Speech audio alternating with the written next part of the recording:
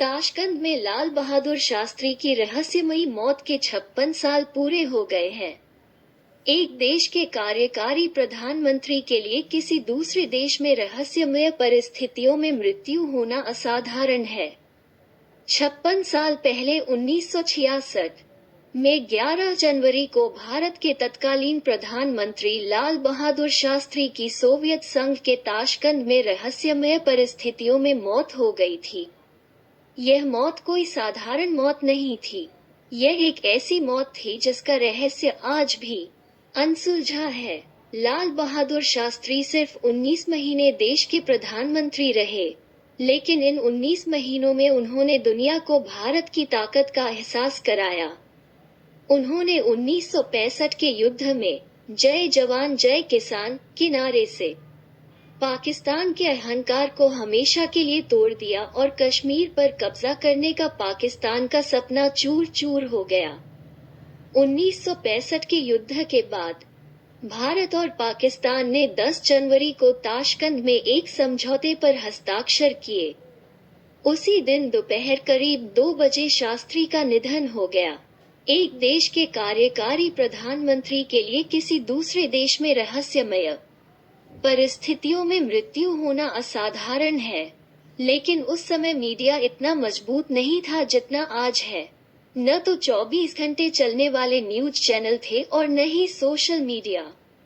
लिहाजा मामले और खबरों को काफी हद तक दबा दिया गया और हमें शास्त्री की मृत्यु का सही कारण कभी पता नहीं चला।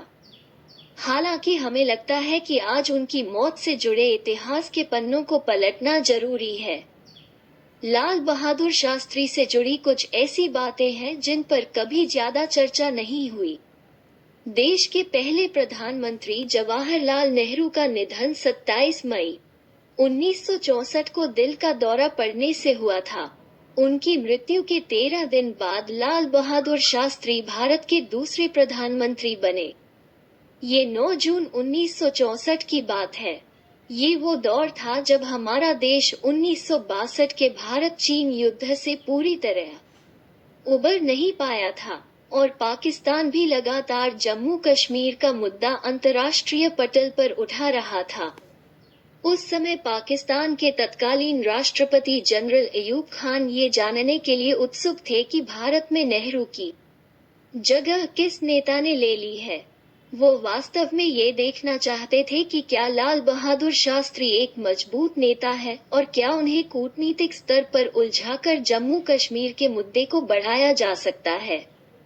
प्रधानमंत्री बनने के 4 महीने बाद अक्टूबर 1964 में जब लाल बहादुर शास्त्री का विमान मिस्र के दौरे से वापस आते समय कराची हवाई अड्डे पर उतरा, तो जनरल अयूब खान उनसे पहली बार मिले। पाकिस्तान के तत्कालीन विदेश मंत्री जुल्फिकार अली भुट्टो भी मौजूद थे। जनरल अयूब खान और जुल्फिकार अली भुट्टो सूट और बूट में थे, लेकिन लाल बहादुर शास्त्री ने सफेद धोती कुर्ता पहन रखा था, जो उनकी सादगी को दर्शाता है। लेकिन ये शास्त्री की सादगी थी जिसे जनरल अयूब खान ने गलत समझा। जनरल अयूब खान ने उन्हें धोती कुर्ते में देखा और कहा, तो यह वो व्यक्ति है जिसने नेहरू की जगह ली है। जनरल अयूब खान को लगा कि एक सादा धोती कुर्ते में रहने वाला एक छोटा सा नेता संयोग से ही भारत का प्रधानमंत्री बना है और जम्मू कश्मीर के मुद्दे पर उसे घेरा जा सकता है। लाल बहादुर शास्त्री का कद 5 फुट 2 इंच था, जबकि जनरल अयूब खान की हाइट 6 फीट 2 इंच थी, यानी वो शास्त्री से काफी लंबे थे और उनका पहनावा ब्रिटेन और अमेरिका के शीर्ष नेताओं की तरह ही था। उन्होंने कद और सादगी के आधार पर शास्त्री को कमजोर समझने की गलती की और बैठक के लगभग 10 महीने बाद पाकिस्तान ने भारत के खिलाफ एक सैन्य अभियान चलाया, जिसका उद्देश्य हजारों घुसपैठियों को हथियारों के साथ भारत में विद्रोह करने और कश्मीर को अलग करने के लिए भेजना था। भारत, यह 1965 के भारत पाकिस्तान युद्ध की शुरुआत थी और 10 जनवरी 1966 को इसी युद्ध को समाप्त करने के लिए लाल बहादुर शास्त्री और जनरल अयूब खान के बीच 9 समझौतों पर हस्ताक्षर किए गए थे।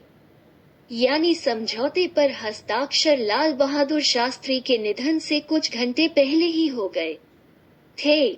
इसमें कहा गया था कि 25 फरवरी 1966 तक दोनों देशों की सेनाएं अपनी पहले वाली स्थिति में लौट आएंगी।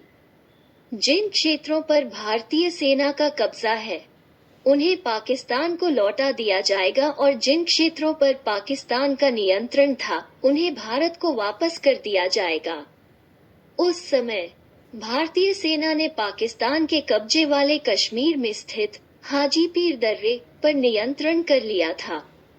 यह इलाका इसलिए महत्वपूर्ण था क्योंकि यहीं से पाकिस्तान अपनी सेना और आदिवासियों की भारत में घुसपैठ करवाता था। इसके अलावा भारतीय सेना ने पाकिस्तान के पंजाब प्रांत के एक बड़े क्षेत्र पर कब्जा कर लिया और कहा जाता है कि भारतीय सेना के जवानों को लाहौर में देखा गया था। ये पाकिस्तान को ज्यादा परेशान कर रहा था क्योंकि भारतीय सेना की कार्रवाई के कारण 5 लाख लोग दूसरे इलाकों में भाग गए थे, जिससे उनकी सरकार पर दबाव बढ़ गया था। जबकि जम्मू और राजस्थान में पाकिस्तान के कब्जे वाले चंद इलाकों में ज्यादा रिहाइश नहीं थी। अतः इस युद्ध में भारत की स्थिति मजबूत थी, लेकिन ताशकंद में भारत और पाकिस्तान के बीच हुए समझौते से पाकिस्तान को कुछ हद तक फायदा हुआ। इस समझौते में कुछ और बातों पर सहमति बनी थी। दोनों देश पूर्व निर्धारित सीमाओं का सम्मान करेंगे, संघर्ष विराम का पालन करेंगे और बातचीत के जरिए गतिरोध का समाधान करेंगे। ये भी कहता है कि शास्त्री और जनरल अयूब खान ने समझौते के दौरान जम्मू कश्मीर के मुद्दे पर भी चर्चा की थी। इस समझौते के बाद उस दिन ताशकंद में एक पार्टी रखी गई थी। वही अटेंड करने के बाद शास्त्री रात करीब 10 बजे अपने होटल के कमरे में आ गए।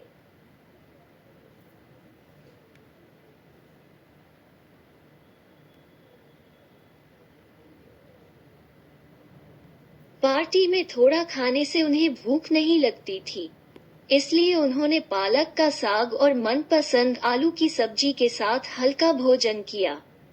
और रात 11 बजे शास्त्री ने दिल्ली फोन किया और अपनी पत्नी ललिता से बात की। इस दौरान उसकी पत्नी उसकी आवाज साफ नहीं सुन पाई और उसने फोन अपनी बेटी कुसुम को थमा दिया। उन्होंने अपनी पुत्री कुसुम से पूछा कि इस समय भारत में क्या चल रहा है, तो उसने उत्तर दिया कि भारत में हर कोई जानना चाहता है कि समझौते के दौरान क्या हुआ था। शास्त्री ने तब परिवार को भारतीय समाचार पत्र काबुल भेजने के लिए कहा, जहां उन्हें अगले दिन पहुंचना था। ऐसा लगता है कि लाल बहादुर शास्त्री ताशकंद समझौते की संभावित प्रतिक्रियाओं को जानने के लिए थोड़े चिंतित थे। उस दौरान वो अपने होटल के कमरे में इधर उधर घूमने लगे और कहा जाता है कि दिल का दौरा पड़ने से उनकी मौत हो गई। बहुत कम लोग जानते हैं कि शास्त्री दिल के मरीज थे और इससे पहले एक बार 1959 में उन्हें दिल का दौरा भी पड़ा था। इस मामले में 2 सवालों के जवाब कभी नहीं मिले। पहला, शास्त्री जी की मृत्यु के बाद उनका पोस्टमार्टम ताशकंद में क्यों नहीं किया गया और किसी ने भारत में उनके पार्थिव शरीर का पोस्टमार्टम करना क्यों जरूरी नहीं समझा। दूसरे, ये कहा जाता है कि उनकी मृत्यु के बाद उनका शरीर नीला पड़ गया था, जिससे सवाल उठता है कि क्या उन्हें जहर दिया गया था। इस बात का जिक्र कुलदीप नैयर ने अपनी आत्मकथा बियॉन्ड द लाइन्स में किया है, जो उस वक्त शास्त्री के प्रेस सलाहकार के तौर पर ताशकंद में मौजूद थे। वो अपनी किताब में कहते हैं कि उन्हें कभी इस बात का जवाब नहीं मिल पाया कि उनका पोस्टमार्टम ताशकंद या दिल्ली में क्यों नहीं किया गया। आज बहुत से लोग नहीं जानते होंगे कि लाल बहादुर शास्त्री नेहरू की मृत्यु के बाद अचानक प्रधानमंत्री कैसे बन गए, क्योंकि स्वतंत्रता आंदोलन में उनकी भूमिका के बारे में न तो बहुत कुछ लिखा गया है और न ही आजादी के बाद वे खबरों में रहे। 27 मई 1964 को नेहरू की मृत्यु के बाद गुलजारी लाल नंदा को देश का कार्यकारी प्रधानमंत्री बनाया गया और नया प्रधानमंत्री चुनने का काम तत्कालीन कांग्रेस अध्यक्ष के कामराज के पास था। जिनके इंदिरा गांधी से मतभेद थे। हालांकि नेहरू ने विरोध के बावजूद 1959 में इंदिरा गांधी को कांग्रेस का अध्यक्ष बनाया और इस तरह उन्हें नेहरू के बाद देश का अगला प्रधानमंत्री बनना था। लेकिन तब कांग्रेस पार्टी के वरिष्ठ नेता इसके खिलाफ थे और इसीलिए 1960 में इंदिरा गांधी को कांग्रेस अध्यक्ष का पद छोड़ना पड़ा था। 1964 में के कामराज ने एक नया प्रधानमंत्री चुनने के लिए 4 दिनों में 12 कांग्रेस मुख्यमंत्रियों और 200 से अधिक सांसदों से मुलाकात की। इनमें से अधिकतर नेता चाहते थे कि मोरारजी देसाई प्रधानमंत्री बने। के कामराज भी काफी हद तक इसके लिए राजी हो गए, लेकिन बाद में तय हुआ कि अगर मोरारजी देसाई प्रधानमंत्री बने तो सरकार और संगठन कमजोर हो जाएगा, क्योंकि मोरारजी देसाई के लिए कहा जाता था कि वे अपने ही साथियों के विचारों को महत्व नहीं देते। इसलिए मोरारजी देसाई का नाम सूची से हटा दिया गया। इसके बाद 2 और नाम प्रस्तावित किए गए। पहला नाम लाल बहादुर शास्त्री और दूसरा इंदिरा गांधी था। कांग्रेस में इंदिरा गांधी का समर्थन करने वाले नेताओं का एक अलग गुट था, जो के कामराज की बात नहीं मानता था। इसलिए के कामराज ने इंदिरा गांधी को प्रधानमंत्री नहीं बनाने का फैसला किया और इस तरह लाल बहादुर शास्त्री का नाम ही शेष रह गया। वे 1952 से 1956 के बीच देश की पहली नेहरू सरकार में रेल मंत्री, 1961 से 1963 के बीच देश के गृह मंत्री और फिर 1964 में देश के दूसरे प्रधानमंत्री बने। हालांकि उनके प्रधानमंत्री बनने के बाद इंदिरा गांधी ने कोशिश की उस पर दबाव डालना।